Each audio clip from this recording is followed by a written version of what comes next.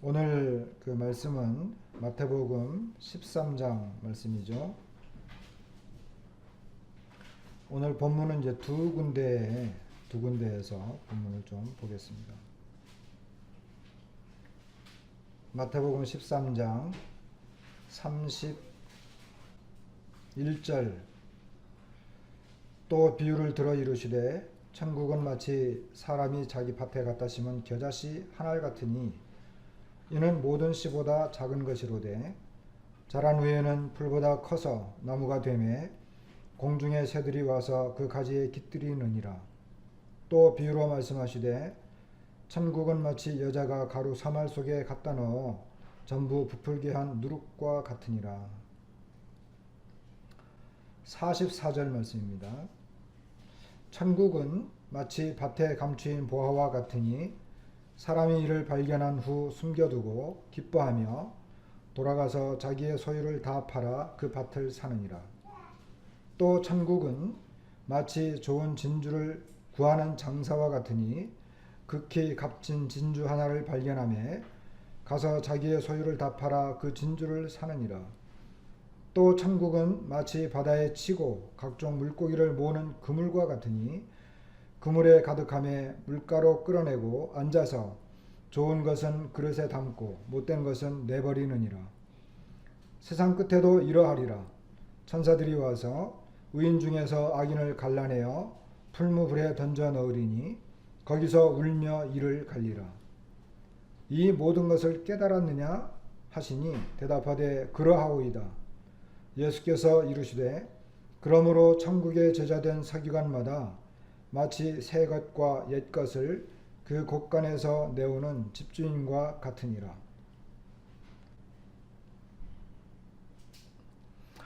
여러분, 우리가 마태복음을 이제 쭉 읽고 있는데 특별히 마태복음 13장에서 주님은 천국은 마치 천국은 이와 같다. 천국은 이와 같다. 이렇게 말씀을 하고 계십니다.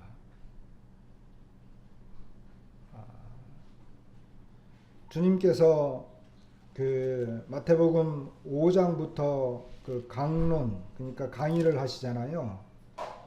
복 있는 사람, 심령이 가난한 자는. 그리고 이제 우리가 지난번에 그 말씀들을 보면서도 주님께서 옛사람에게 말한 바 살인하지 말라 그랬지만 주님은 나는 너희에게 이르노니 이렇게 말씀하시고, 그리고 또 간음하지 말라 하였다는 것을 너희가 들었으나 나는 너희에게 이르노니 이런 말씀들을 하셨단 말이에요.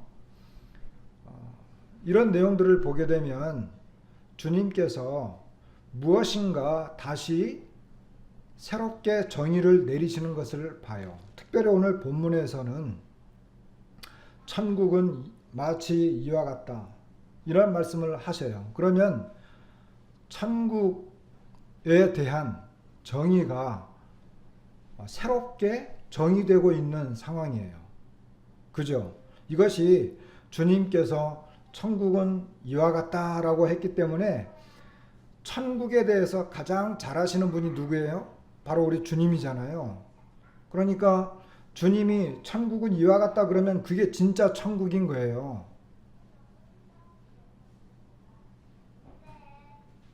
우리가 이제 읽어 나가면서 뒤에 설명 될지는 모르겠는데 천국에 대한 개념을 제자들도 갖고 있었어요.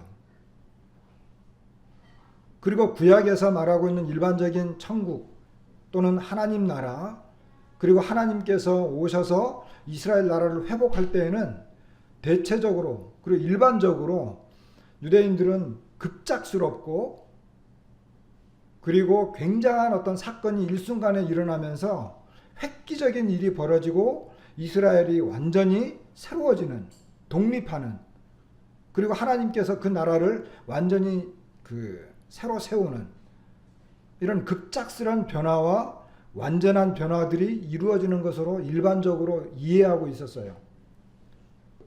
그런데 주님이 이 땅에 오셔서 지금 누구에게 말씀하시느냐 하면 무리들에게 쭉 천국 이렇게 말씀을 하시다가 특별히 천국에 대해서 제자들에게 그리고 구체적으로 비유를 들어서 천국은 이와 같다 이렇게 말씀하시기 때문에 천국에 대한 개념이 주님에 의해서 지금 다시 정리되어지고 있는 거예요. 그럼 우리는 이 주님께서 제자들에게 알려주시는 특별히 천국에 대한 이 내용을 제자들에게만 알게 해주셨잖아요. 그렇기 때문에 우리는 이 비유들을 가지고 천국을 알 수 있어요.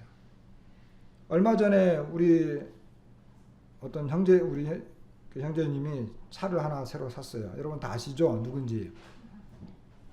저도 그 차 나올 때 막 이렇게 광고하는 걸 들었어요.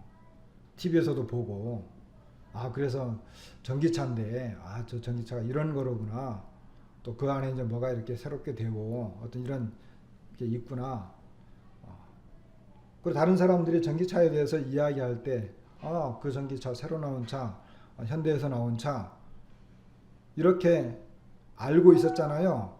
그런데 형제가 차를 새로 사가지고, 이 차 이런 거예요 하면 어떤 것이 더 신뢰가 가고 더 분명해요.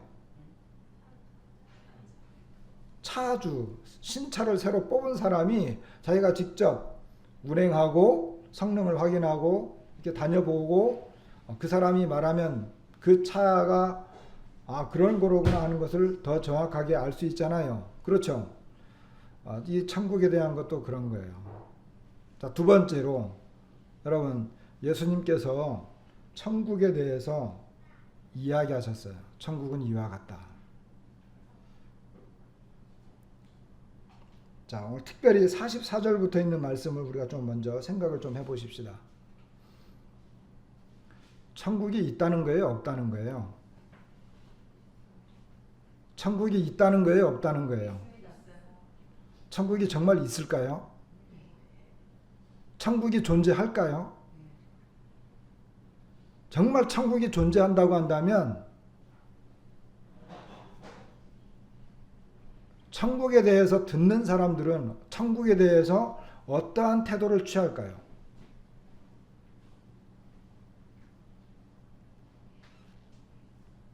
자, 청년들에게 야 정말 좋은 사람이야. 한번 만나서 사귀어 볼래? 그러면 그 사람에 대해서 알아볼 마음이 있을까요? 아니면 무관심할까요? 어떤 사람이 이제 새로운 집을 하나 사기 위해서 집을 찾아다니고 있어요. 자기 식구들이 4명이고 그리고 자기는 이런 그 집을 하나 사고 싶어. 돈은 얼마든지 있어. 근데 어떤 사람이 와가지고 저기 뭐 아라동에 집이 하나 있대요. 가서 보실래요? 정말 좋은 집이에요. 그러면 여러분 그 집에 대해서 어떤 태도를 가질까요?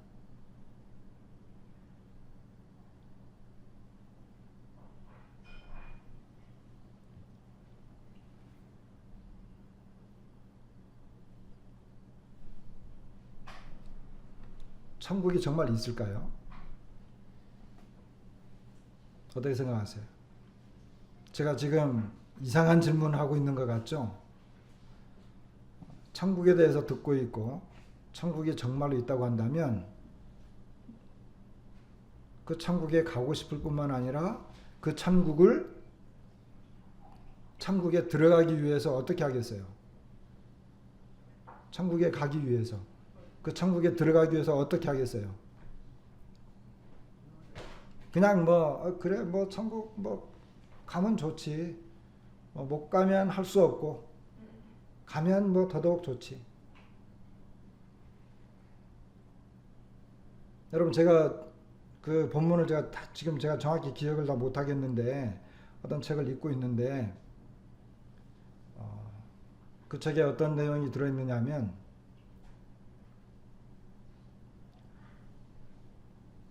여러분들에게 한 달에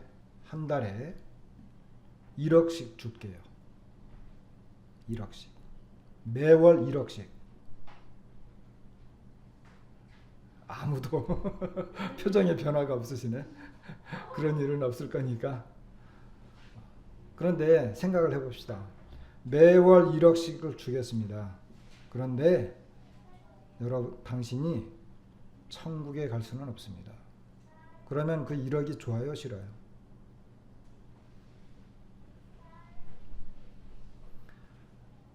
제가 능력이 있어서 여러분을 이 세상에서 가장 멋진 사람으로 만들어 드리겠습니다. 외모는 지금 현재 그 얼마 전에 무슨 그 이렇게 제가 어디서 봤는지 기억이 안 나는데 그 가장 멋진 남자가 누구냐 그러면서 이렇게 순위를 매겼더라고요.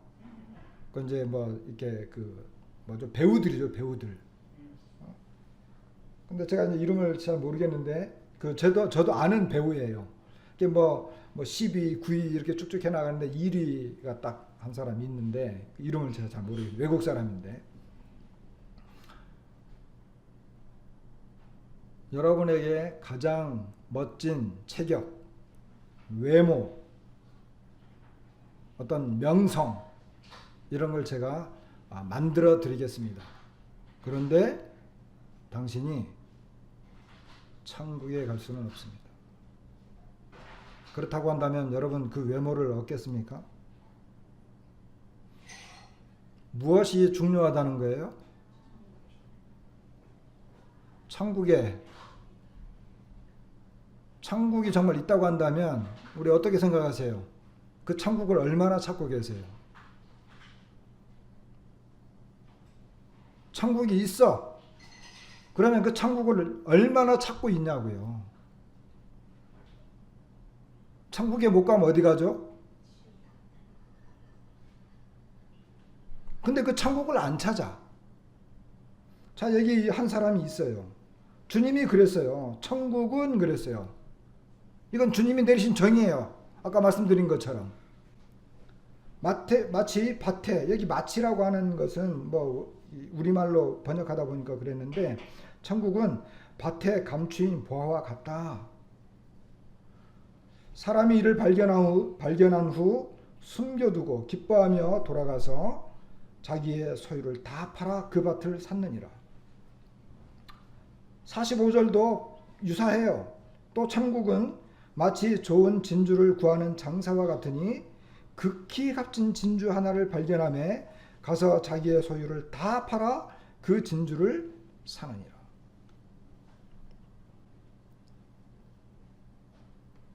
자, 어떤 사람이 밭에서 뭘 발견했죠? 뭘 발견했어요? 보물을 발견한 거예요. 보물을. 그러니까 이 사람이 보물을 딱 발견했는데 이 보물은 아마 누군지는 모르지만 이 보물을 그 밭에다가 감춰둔 거예요. 아무도 몰라. 그런데 이 보물을 우연히 발견한 거예요. 그러니까는 어때요? 다시 이 사람이 이걸 숨겨뒀다라고 하는 건 뭐 어떤 의미가 있을까요? 자, 우연히 발견을 했어. 근데 그것이 별 가치가 없어. 그러면 다른 사람이 보거나 말거나 그냥 이렇게 뭐 그냥 대충 처리해 놓고 움직이겠죠. 근데 그 보물은 누구에게도 뺏기고 싶지 않아. 다른 사람이 알면 안 돼. 나만 알아야 돼. 그러니까 얼른 숨겨둔 거예요. 그리고는 슬픈 마음으로 가가지고 이걸 어떡하지 이랬나요? 어떻게 했어요? 기뻐하며 돌아왔다 그랬어요. 그리고는 어떻게 했어요? 자기의 소유를 다 팔아서 그 밭을 샀어요. 결과까지 다 이야기해요. 그 뒤에는 이제 진주에 대해서 이야기하고. 성경에서 이 보물에 대해서 좀 이렇게 성경에는 보물 또는 보화에 대해서 많이 표현들을 하거든요. 우리가 일반적으로 여자들을 위한 장식품, 그죠? 여자들을 위한 장식품. 창세기 그 24장의 리브가라든지 아가서에 보면 여자들이 이런 그 보물로 어떻게 장식을 했는지, 그리고 그 다음에 뭐 여러 가지 이제 그 의미로 이 보물을 이야기하긴 하는데, 또 한 가지는 부와 권세를 나타내는데 이 보물을 많이 이야기합니다. 그래서 옛날에는 오늘날과 같지 않잖아요. 옛날에는 어떤 사람이 부자예요. 뭐 오늘날도 뭐 비슷하긴 하죠. 오늘날도 이제 막 그 금리가 예전에 막 이렇게 낮을 때에는 뭐 금을 많이 보관해 가지고 실제로 금을 보관하는 그런 그 금으로 대신 보관하는 이런 일들도 벌어지잖아요. 근데 옛날에도 그랬어요. 옛날에는 은행이라고 하는 것도 없었고 자기의 어떤 부를 축적하는 그 축적의 방편으로 보물들을 보관을 했습니다. 이런 어떤 화폐나 이런 것들이 생겨나기 전에 그 지니기 편한 부의 형태죠. 여기다 손을 놓고요. 하나 보십시다. 역대하 21장 봐보세요. 역대하 21장. 여호사밧 왕이 죽은 다음에 그 자기 자녀들에게 유산을 물려줬어요. 3절 보세요. 그의 아버지가 그들에게는 은금과 보물과 유다 견고한 성읍들을 선물로 후히 주었고 그랬거든요. 그러니까 유산으로 줄 때 여기 은과 금, 보물 그리고 이제 어떤 성읍들 이와 같은 것들을 유산으로 준 거예요. 그러니까 그 당시에 왕들이 지니고 있는 부의 이런 능력과 부를 상징하는 이와 같은 것들, 은금, 금과 은 그리고 보물들 이와 같은 것들로 이제 나눠준 거죠. 다시 이렇게 돌아와서 그래서 이 보물들은 부를 나타내는 것이고 그리고 왕들의 권세를 나타내는 이와 같은 것들입니다. 우리가 알고 있는 것처럼 이 요한계시록에 가면 이 하나님의 도성이죠. 천국, 이 왕도 거기를 다 이게 그 금과 이런 그 보석들로 보물들로 치장을 해놓은 것을 말하고 있어요.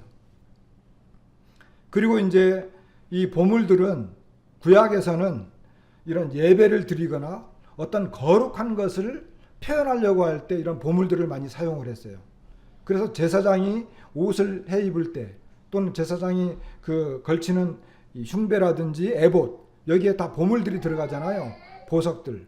이와 같은 것들은 하나님 앞에 나아갈 때 가장 거룩하고 그 예배를 드리는 자에 합당한 이런 신분적인 것 이와 같은 것들을 표현하기 위해서 보물들을 사용했던 걸 보게 됩니다.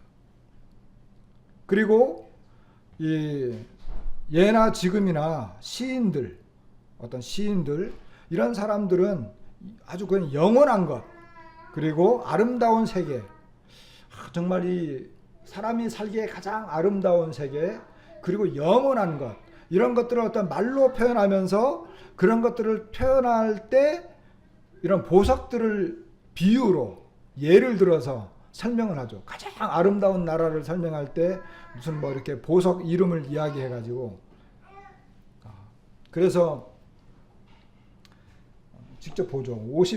이사야서 54장 한번 열어보세요. 이사야서 54장 11절 미래의 예루살렘이라고 소제목이 붙었죠. 너 곤고하며 광풍에 요동하여 안위를 받지 못한 자여 보라 내가 화려한 채색으로 내 돌 사이에 더하며 청옥으로 내 기초를 쌓으며 홍보석으로 내 성벽을 지으며 성류석으로 내 성문을 만들고 내 지경을 다 보석으로 꾸밀 것이며 이렇게 이제 이야기하는 걸 봐요. 그러니까 그 도성을 완전히 보석으로 꾸미고 아름답게 채색하는 이와 같은 것들을 보죠. 근데 이와 같은 것들은 하나의 그 아름다운 하나님의 나라, 도성 이것을 설명하기 위해서 그런 것이지 실제로 뭐 가서 이제 뭐 그런 보석으로 다 박혀 있다 이와 같은 것은 아니라고 얘기해줘요. 하나의 은유적인 표현이죠. 그렇기 때문에 성경에서 이 보석이라고 하는 것, 보화라고 하는 것은 어떤 일반적으로 사람들이 가장 아름답게 그리고 또는 어떤 부의 표현으로 그리고 권세의 표현 그리고 어떤 이런 도성의 아름다움을 표현할 때 이 보석을 이야기하는 굉장히 중요한 내용이었다는 거예요. 사람들이 일반적으로 알고 있는 그런 내용이었어요. 그런데 이 보물이 밭에 있어. 여러분들이 생각할 때 어떤 것을 가장 귀한 보석으로 생각하세요? 저는 결혼할 때 이제 가난하기도 했지만 이제 제 아내와 이제 둘이 합의하기를 뭐 목걸이도 할 수 있고 뭐 반지도 하고 막 이렇게 보석들을 하잖아요. 예물로. 그런데 약속하기를 우리가 뭐 그런 걸 그리스도인으로서 외모를 치장하는데 치장하지 않아도 예쁘니까 그런데 돈을 들 거 뭐 있냐. 그래서 이제 그 가락지를 한 사람이 하나씩 하기로 했어요. 그래 가락지를 한 사람이 하나씩 하기로 해가지고 하나씩 끼고 다니기로 그렇게 해서 이제 했는데 그것도 18K로 했습니다. 손가락 사이즈를 재봤더니 둘이 똑같아. 그런데 이제 저는 그게 불편하더라고요. 그래서 아내 보고 이제 당신이 2개를 다 끼고 다니시오. 그래서 이제 맡겨놨는데 우리 아내는 가락지를 끼면 이게 알레르기 반응이 오는 거예요. 그래가지고 이제 며칠 끼고 다니다가 막 물집 생기고 막 이렇게 알레르기 반응이 나오니까 그걸 빼버려가지고 서랍 속에 집어넣었는데 지금까지 서랍에 있어요.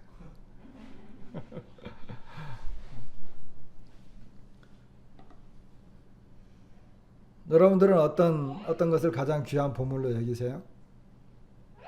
요즘 보면은 특히 여름에는 특히 이제 여자분들은 온갖 이런 이 보석들 이런 것들로 치장을 하고 있는 걸 보게 되더라고요.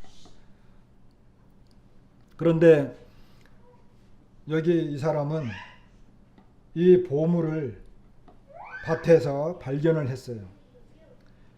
이것이 얼마나 귀했느냐 하면 자기의 소유를 다 팔아가지고 그 밭을 샀을 정도였습니다. 근데 이 보물은 아까도 봤지만은 감추어진 보물이었어요. 감추어진 보물. 이것은 약간 우리가 이제 이 비유적인 내용들을 볼 때 이 세부적인 단어 하나하나를 다 끌어다가 이렇게 이제 이건 뭘 의미하고 이건 뭘 의미하고 하는 것은 약간 위험성이 있어요. 그래서 전체의 문맥을 통해서 보면서 이것이 무엇을 말하려고 하는 것인가. 여기 주님은 천국은 뭐다 그랬죠? 보화 같다 그랬어요. 근데 이 보화는 밭에 감추어진 보화라 그랬어요. 그러니까 그 다음에 천국은 45절에 보니까 좋은 진주를 구하는 장사. 여기 장사라고 말했지만 사실은 장사꾼이에요. 보물을 찾아다니는 장사꾼. 그런데 극히 값진 진주 하나를 발견했다. 장사꾼이 극히 값진 진주 하나를 발견했다라고 이렇게 말을 하는 거예요.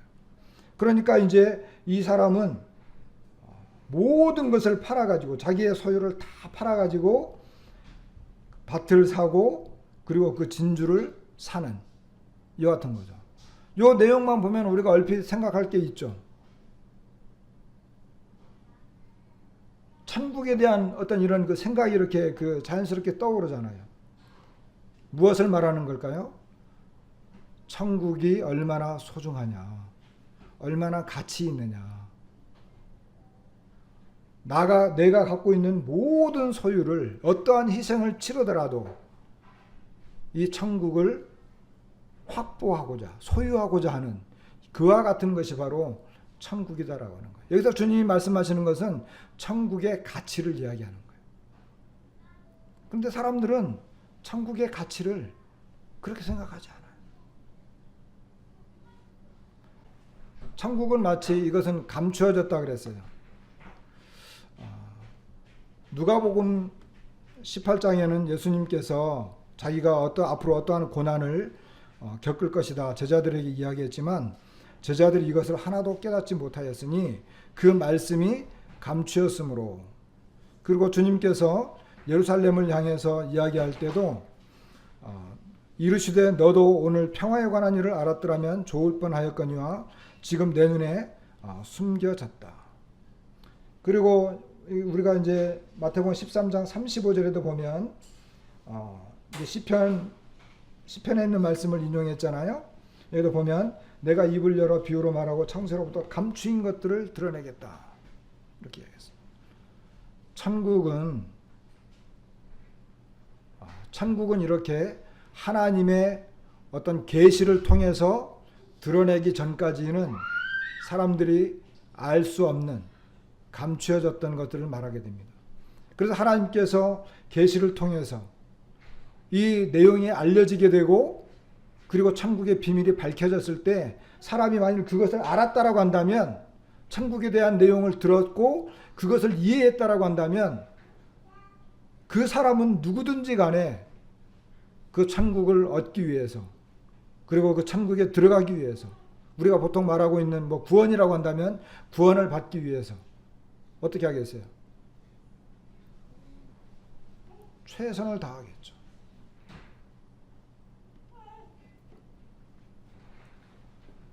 여기서 이 사람은 이 밭에 감추인 보화를 발견했어요. 이 발견했다라고 하는 이것도 뭐 이제 학자들은 여러 가지로 말을 하지만은 이 단어는 찾아내는 것, 그리고 뭐 우연히 찾거나 만나다라고 하는 의미로 이것을 이제 설명할 수 있는데, 다른 여러 가지 이렇게 뭐 해석으로도 많이 이제 이야기들을 해요. 근데 제가 볼 때 이 발견했다라고 하는 것은 우연히 찾거나 만나다라고 하는 단어로 이렇게 설명할 수가 있어요. 이것은 그래서 창세기 4장에 보게 되면 그 가인에 대한 이야기가 나오는데, 가인이 뭐라고 말하냐면은 내가 땅에서 피하면 유리하는 자가 될지라 물은 나를 만나는 자마다, 여기 만나는 자마다 나를 죽이겠나이다라고 하는 이것도 같은 단어이고, 그리고 이제 아브라함에게 이제 하나님께서 말씀하시고 그 소돔과 고모라를 멸할 때 아브라함이 이야기하죠. 하나님께서 이야기하실 때 내가 거기서 45명을 찾으면 멸하지 아니하겠다. 그때 찾으면 하는 그 말도 같은 말이에요. 그리고 사울이 그 나귀를 잃어버려 가지고 헤매다가 나중에 사무엘을 만났는데, 사무엘이 사울에게 이제 또 이야기하죠. 그들이 내게 이르기를 내가 찾으러 갔던 암나귀들을 찾은지라 할 때도 찾았다, 발견했다, 이와 같은 표현들을 쓰는 것을 그 이야기할 수 있습니다. 발견했다라고 하는 것은, 그리고 이것은 어떤 비유적으로 말할 때에는 어떤 영적인 것, 어떤 그 이 지식적인 것, 어떠한 것을 그 통찰한 것, 어떠한 내용을 이해한 것, 그와 같은 의미로도 이것을 그 말할 수 있어요.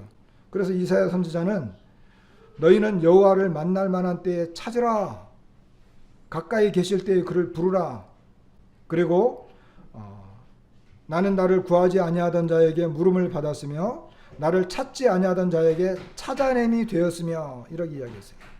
잠언에서는 나를 사랑하는 자들이 나의 사랑을 입으며 나를 간절히 찾는 자가 나를 만날 것이다, 나를 발견할 것이다. 그러니까 이 발견했다라고 하는 것은 우연히 어떠한 내용물을 발견했다는 것이고, 이것이 어떤 그 영적인 의미를 말할 때에는 하나님을 향해서, 그리고 이 하나님에 대한 어떤 신령한 것들에 대해서 간절히 찾고 발견하고자 할 때 이와 같은 것을 만나는 것을 말하는 거예요.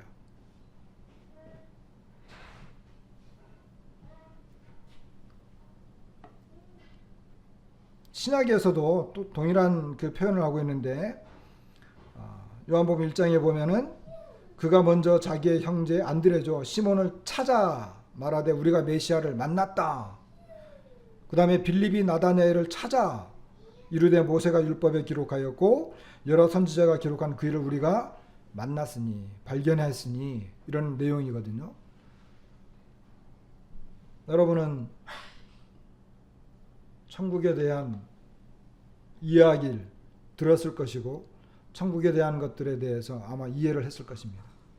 그럼 천국에 대해서 어떤 태도를 보였나요?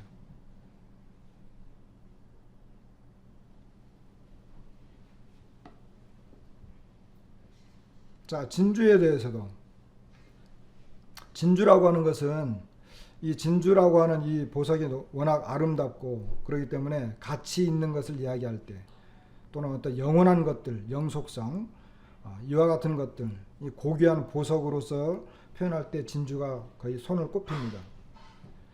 홍해나 페르시아만 그리고 인도양 이와 같은 데서 많이 발견된다고 하는데, 알렉산더가 이 정복을 하면서 이 진주가 서양에 전해졌다고 합니다.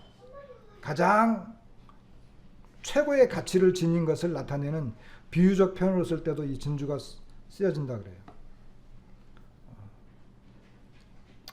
에스더서의 1장에 보게 되면 아하수에로 왕이 이제 그 잔치를 벌이잖아요. 거기에 이제 진주가 사용되어졌고, 신약에 와서는 그 바울이 디모데전서 2장 9절에 이 여인들의 아름다운 것을 이야기할 때 따은 머리와 금이나 진주나 값진 옷으로 하지 말고 그랬거든요. 그러니까 어떤 아름다운 가치, 고귀함 이와 같은 것들을 말할 때 진주가 사용되어진 걸 봐요. 그리고 우리가 손을 놓고 그 계시록 18장을 열어보세요. 요한계시록 18장. 바벨론 성에 대해서 이야기해요. 바벨론 성에 대해서 이야기하는데 12절에 보게 되면 그 상품은 금과 은과 보석과 진주와 세마포와, 그러면서 여기 이제 그 보석들을 이야기하면서 진주 16절에도 보게 되면 이르되 화이토다 큰 성이여 세마포 옷과 자주 옷과 붉은 옷을 입고 금과 보석과 진주로 꾸민 것인데 그러한 부가 한 시간에 망하였도다. 이 가장 아름다운 도성 바벨론을 이야기할 때도 진주가 나오는 걸 보게 됩니다. 근데 진주는 가장 고귀하고 가치가 있고 어떤 그 영원한 아름다움을 설명할 때 진주가 나타나는 거예요. 그런데 이 장사꾼은 마태복음 13장 46절을 보니까 극히 값진 진주를 하나 발견한 거예요. 이때까지 자기가 보아온 진주 중에서 가장 아름다운, 그리고 가장 값어치 있는, 가장 귀한 것을 발견한 거예요. 그럼 장사꾼은 어떻게 하겠어요? 사야죠. 그걸 사야죠. 어떻게 사겠어요? 대출 받으려니까 뭐 대출 이자가 이렇고, 이거 요즘에는 물가가 이러니까 어떻고, 그렇게 계산하겠어요? 그 정도면은 그 진주는 귀한 게 아니에요. 그렇죠? 자기의 소유를 다 팔아서 어떠한 뭐를 다 해서라도 그것을 확보해야만 되는 그런 진주였던 거예요. 아까 앞에 놓여 있는 밭에 감춰진 그 보화도 마찬가지예요. 천국이 바로 그런 것이다라고 하는 거예요. 우리는 이런 천국에 대해서 얼마나 그 가볍게 생각을 하나요? 사람들이 만약에 이것을 구원에다가 비유해 본다고 한다면 사람들이 구원받아야 된다 그러는데 왜 사람들이 구원받지 못할까요? 천국에 대해서 별로 귀하게 여기지 않는 거예요. 자신들의 장래에 대해서, 자 여기 이제 47절에 보면 그 천국은 그물과 같다 그랬잖아요. 그죠? 자 바다에 그물을 쳤어. 물고기 떼가 확 다 끌어들였어. 끌어놓고 보니까 어때요? 끌어놓고 보니까 상품이 될 만한 것이 있고 상품이 되지 못할 만한 것이 있어. 그러면은 상품 값어치가 없는 것들은 어때요? 골라내야 되죠. 같이 나누면 어떻게 돼요? 같이 나누면 좋은 것도 값어치가 떨어져. 그러니까 반드시 갈라놔야 돼. 분리시켜야 돼요. 여기 세상 끝에도 이러하리라. 천사들이 와서 의인 중에서 악인을 갈라내요. 갈라낸다라고 하는 건 분리시킨다는 거예요. 여러분 마지막 날에 여기 주님이 말씀하셨어요. 50절에 보게 되면 풀무불에 던져 넣으리니 거기서 울며 이를 갈리라. 왜 사람들이 천국에 대해서 그렇게 소중한 걸 모를까요? 왜 자기 영혼의 이 영원성에 대해서 왜 준비를 하지 않을까요? 저는 우리 교회만 그런 이야기 하는 줄 알았더니 제가 이제 그 차량 운행을 하면서 저쪽으로 가다 보니까 어떤 교회가 있더라고요. 뭐 교회 이름을 말하지 않겠는데 어떤 교회가 있는데 그 교회 그 정면에다가 아주 크게 간판보다 자기네 그 교회 이름보다도 더 커요. 더 커요. 뭐라고 써졌는지 아세요? 당신이 오늘 죽으면 천국에 갈 수 있는 확신이 있습니까? 이렇게 써졌어요. 당신이 지금 죽으면 천국에 갈 수 있는 확신이 있습니까? 이렇게 써졌어요. 얼마나 도전적이에요. 우리 옛날에 그런 이야기 많이 했죠. 뭐 지금도 이야기하죠. 자, 생각을 해보세요. 지금 갑자기 러시아에서 우크라이나를 향해 가지고 미사일을 쏘아 가지고 그냥 도서관이 파괴돼 가지고 어린아이고 뭐고 간에 거기로 도망쳤던 사람들까지 한꺼번에 죽었어요.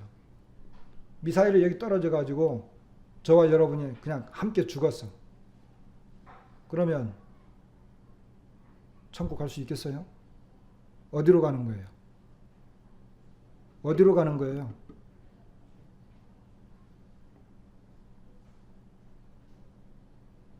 그런데도 천국 귀하지 않겠어요?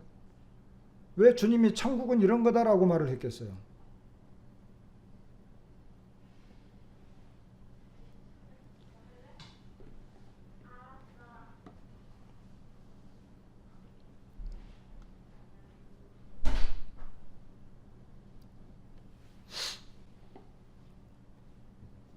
51절에 보니까 이 모든 것을 깨달았느냐 하시니 대답하되 그러하오이다. 제자들이 깨달았대요.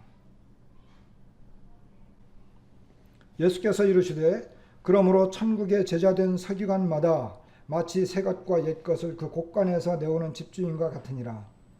여기 그 곳간에서라고 하는 이 곳간이라고 하는 단어는 아까 우리가 44절에서 말한 보화라고 하는 단어와 똑같은 단어예요. 그러니까 이 곳간은 보물 창고를 말하는 거예요. 이 똑같은 단어가 그 보배합, 그러니까 이제 마태복음 2장에 보면 동방박사가 보배합을 가져왔잖아요. 그거하고 똑같은 단어예요. 그리고 마태복음 6장에 보면 너희 보물을 하늘에 쌓아두라 할 때도 그 보물. 그리고 부자 청년이 예수님에 와가지고 말할 때 예수님께서 너 가지고 있는 것을 다 가난한 사람에 나눠주라. 그리고 나를 따라라. 그래야 하면 하늘에서 보화가 내게 있으리라. 다 같은 단어예요. 그럼 여기 말하는 새 것과 옛 것은 뭘까요? 자, 천국에 대한, 잘 들어보세요. 천국에 대한 정의를 지금 주님이 내리셨죠? 제자들이 생각했던 천국과 같았을까요? 달랐어요. 이 천국에 대한 정의는 예수님이 새롭게 가르치신 거예요.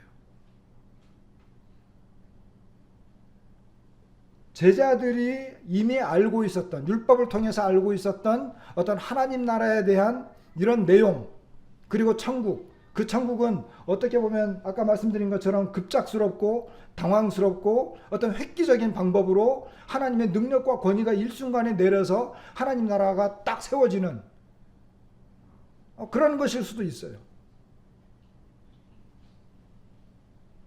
그런데 지금 여기서 말하고 있는 천국은 마태복음 13장 전반에 걸쳐서 말하고 있는 이 천국은 제자들이 알고 있던, 기존에 알고 있던 그런 천국에 대한 개념과는 전혀 달랐던 거예요.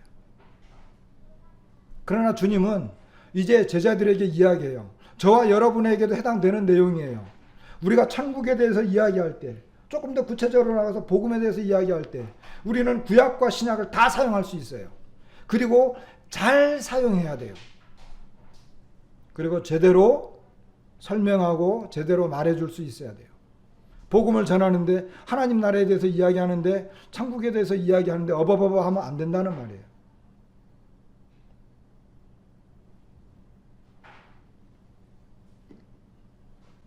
자, 이제 마지막으로 아까 31절부터 그 이야기는 안 했잖아요. 천국은, 주님이 또 그래요. 천국은 마치 사람이 자기 밭에 갖다 심은 겨자씨 하나 같다. 천국이 뭐와 같다고요?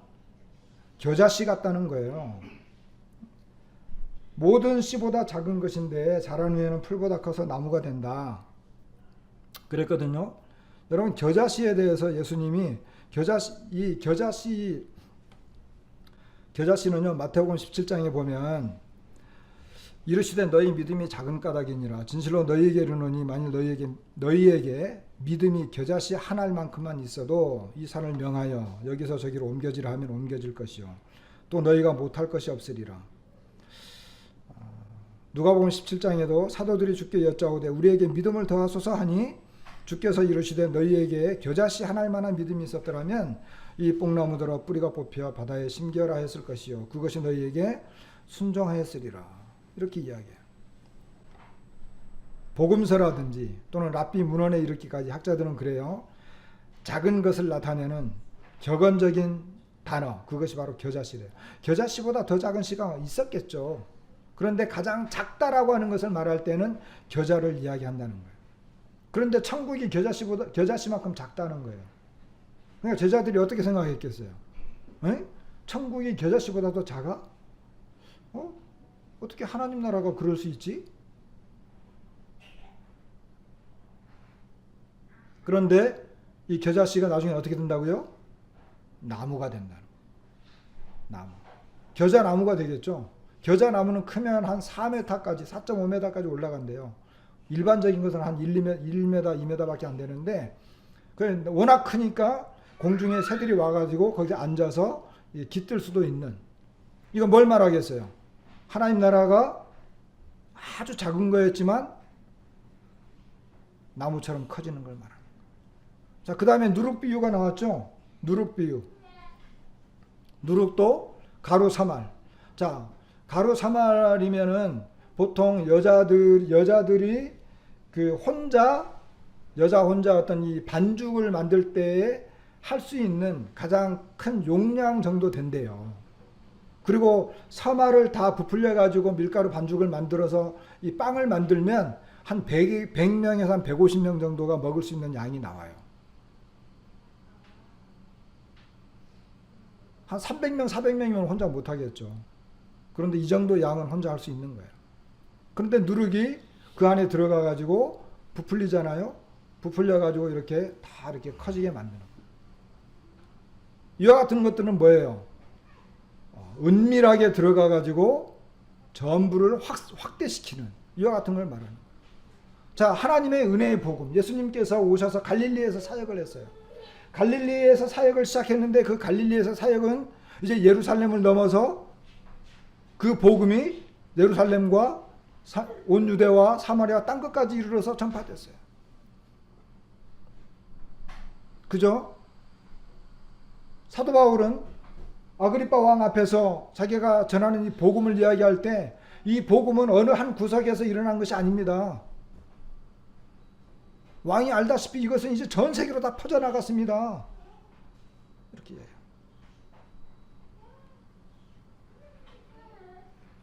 겨자씨에 공중의 새들이 깃들었기 때문에 이것은 하나의 그 공중의 새는 보통 성경에서 보통 안 좋은 것으로 다 설명을 하거든요. 그리고 누룩도 안 좋은 것으로 설명을 하잖아요. 그래서 이것은 기독교 안에 들어온 악한 세력을 보통 의미한다. 이렇게 이야기하지만 제가 볼 때 요 내용은 저도 그렇게도 이해하지만 또 오늘 말씀드리는 것처럼 이해할 수 있어요. 어떤 천국의 특징. 천국은 아주 작은 것에서부터 시작을 해가지고 확산되는 것이다. 그리고 누룩처럼 은밀하게 퍼졌지만 그 성장 속도는 멈출 수 없는 것이고 점점 이것이 확대되는 이와 같은 것들을 의미하는 것으로 말할 수 있어요.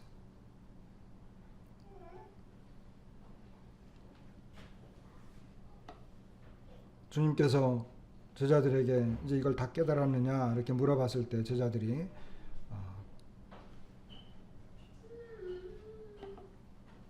그러합니다. 예, 이렇게 이야기했어요.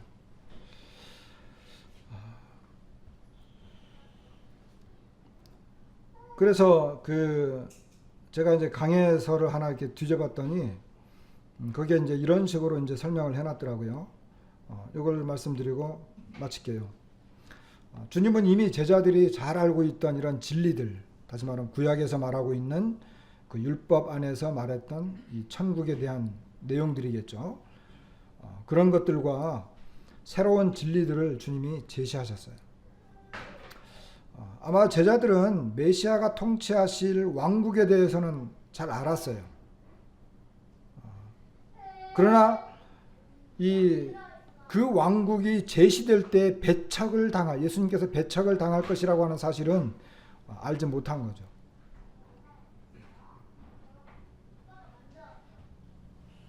그리고 천국이 의를 포함할 것이다. 천국이 도래하면 하나님의 그 의, 이것이 이제 가득 차 있는 이와 같은 것은 알았지만 거기에 악도 포함된다. 여기 이제 계속해서 이제 그 악한 것들이 포함되는 걸 보잖아요. 곡식과 가라지 이야기가 나왔고 좋은 물고기가 있고 악한 것이 있고 갈라내는 것. 이와 같은 것들이 동시에 포함된다라고 하는 것들은 제자들이 알지 못했습니다. 그리고 예수님의 초림, 거기에서부터 초림 때 배척당하는 것, 그리고 재림 사이에 그 기간이 악하고 그리고 신앙 고백, 선한 신앙 고백자들로 특징 지어질 것이라는 새로운 진리를 또 주님이 제시하신 것이죠. 그러니까 주님이 초림했을 때 주님이 얼마나 배척을 당했는가, 그리고 주님께서 재림하실 때에는 그 안에 그 신앙 고백을 하는 사람들로 또 그런 사람들이 있다라고 하는 것들, 이와 같은 것들을 주님이 다시 제시했다라고 하는 것입니다. 그리고 이 시기에 미약하게 시작되는 신앙을 고백하는 자들이 커다란 나라로 성장할 것이다. 이와 같은 것들도 새로운 그 주님의 제시였죠. 그리고 이런 것들은 일단 시작이 되면 결코 어떤 다른 세력에 의해서 멈출 수 없다라고 하는 것도 주님이 다시 제시했습니다. 마지막으로 세상 끝에 가서는 의인들과 악인들이 분리되어지고 악인들을 어떻게 심판한다. 이와 같은 것들이 천국에 대한 주님의 가르침이었어요. 자, 우리는 이런 천국에 대해서 알았어요. 천국에는 지금 이 천국은 주님이 이 땅에 오셔서 이제 완전히 성립되기 전에 지금은 어떻게 보면 임시적인 천국이 이루어지고 있죠. 여러분의 마음의 천국은 어떤 식으로 이루어지고 있는가요? 예수 그리스도께서 여러분들을 다스리는, 그리고 여러분들의 마음 속에서 여러분들을 주관하시는 그와 같은 참된 왕이고 그분의 이 관할 속에 속해 있습니까? 예수 그리스도를 믿는 믿음의 신앙 고백으로 그분을 바라보면서 살아가고 있습니까? 아니면 그냥 교회 와서 하나님 말씀 듣고 여기 뭐 교회 가면 뭐 이렇게 사람들하고 이렇게 사귀고 또 어떤 교회 사람들하고 이렇게 교제하면서 어떤 자신의 필요를 위해서 살아가는 사람입니까? 천국에는 분명히 악한 것과 선한 것이 같이 있다라고 하는 것을 보여줬어요. 이 세상에서 지금 같이 가고 있어요. 그러나 마지막 때가 되면 반드시 갈라놓는다라고 하는 것을 말하고 계셨습니다. 그러면 저와 여러분은 어디에 속한 것입니까? 이거 분명하지 않으면